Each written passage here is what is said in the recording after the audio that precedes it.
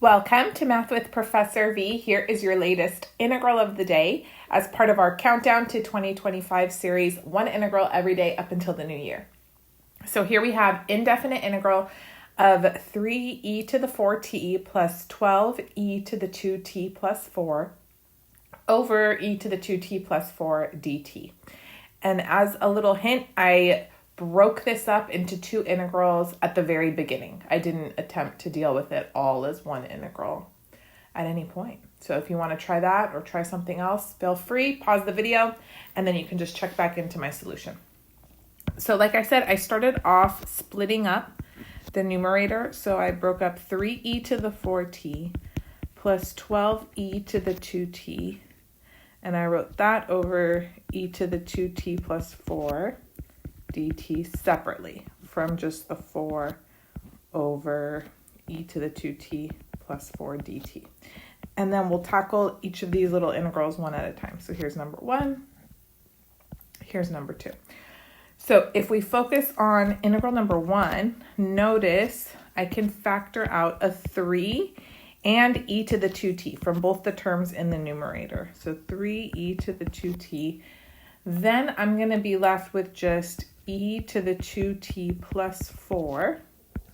Ooh, how exciting, right? So then that will cancel beautifully with the e to the 2t plus 4 that's in the denominator. Bam, bam. And then we just have integral 3e to the 2t dt. And then at this point, I'm sure most of you guys don't need to do a u sub. You just know if I take antiderivative of e raised to some constant times t, or if it was a constant times x, you're just going to end up dividing by that constant. So this is going to give us 3/2 e to the 2t. And let me put plus c1 because I know I have another integral to work through next. Okay? Good, good, good. Now, second integral, this one's a little more involved. That one was a teaser, right? That one fell into place ever so beautifully. 4 over e to the 2t plus 4. So, dt.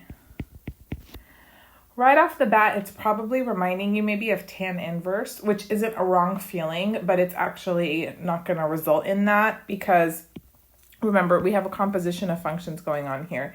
So no, it's going to be a little more involved. Let me rewrite things though, so I can go ahead and make a substitution and get the ball rolling.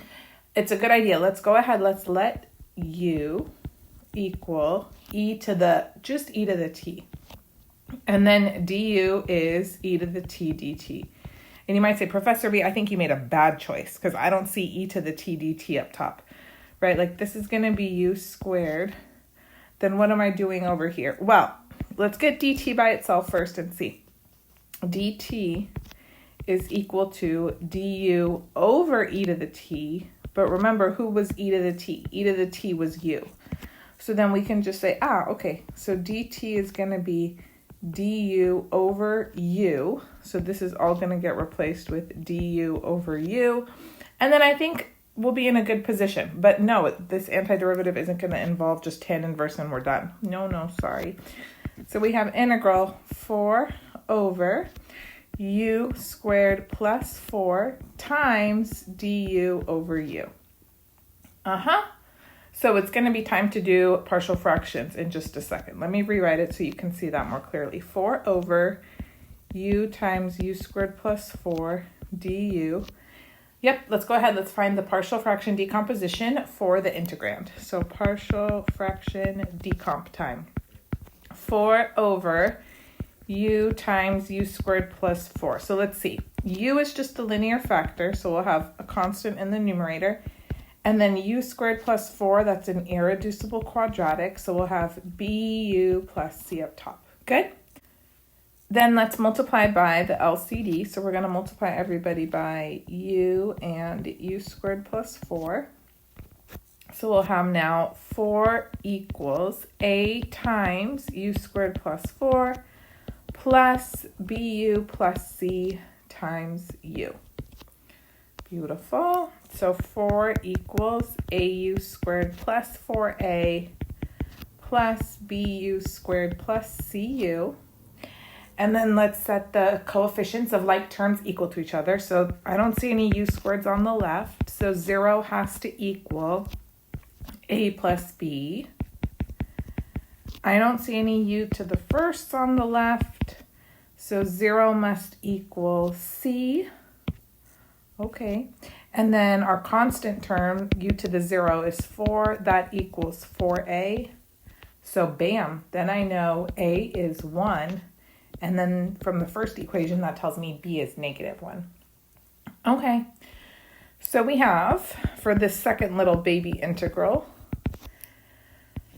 a over u, so 1 over u. And then since b is negative, this will be minus u over u squared plus 4 du. All right, and then we can go ahead, take antiderivative, no problem. First one's going to be natural log absolute value of u minus, now if you need to do another substitution, you can.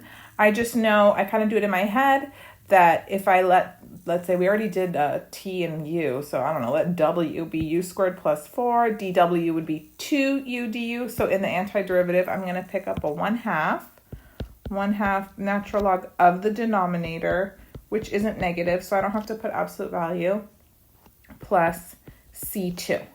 And then let's go back. Let's replace everything with the original variable before we made the substitution. Remember, u was e to the t. So this is natural log. I don't need to put absolute value e to the t really, because think about it, e to the t isn't going to be negative. So I'm going to drop those in a hot second. Minus natural log, 1/2 natural log of e to the 2t plus 4 plus c2. So then I don't need absolute value here. Ln of e to the t is just going to give me t minus 1/2 ln e to the 2t plus 4 plus c2. Nice. Okay, and then let's put it all together. All together. Now we have 3/2. It was e to the 2t. And then plus this, plus t minus 1/2 natural log e to the 2t plus 4 plus c, where c equals c1 plus c2.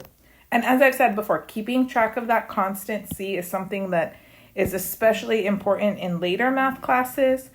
So I just make my students, or I teach them to do it from the get-go so that they're used to it and it's not some huge shock when they're in differential equations, keeping track of that constant of integration. So that's why I'm always super precise. Okay, how did you like it? I thought it would be like a fun integral, not too boring, but maybe not as spicy as the past couple days in case I spiced out some of you. But let me know.